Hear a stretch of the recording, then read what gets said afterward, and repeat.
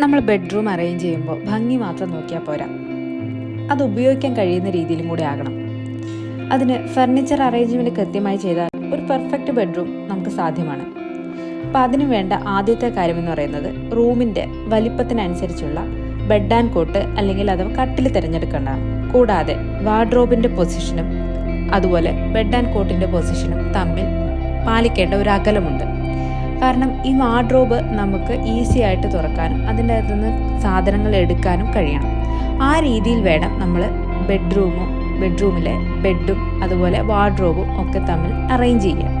ഇനി അഥവാ ഒരു സ്റ്റഡി ടേബിൾ അല്ലെങ്കിൽ ചെറിയൊരു ഓഫീസ് ഏരിയ ബെഡിനോട് ചേർന്നുണ്ടെങ്കിൽ അത് പരമാവധി വിൻഡോയോട് ചേർത്ത് നൽകാൻ ശ്രമിക്കണം. ഒരു ഡ്രസ്സിങ് ഏരിയ കൊടുക്കുന്നുണ്ടെങ്കിൽ അത് പരമാവധി വാർഡ്രോബിനോട് ചേർന്ന് അല്ലെങ്കിൽ ബാത്റൂമിനോട് അടുത്ത് കൊടുക്കുന്നതാണ് കുറച്ചുകൂടി കാര്യങ്ങൾ സൗകര്യമാക്കുന്നത്.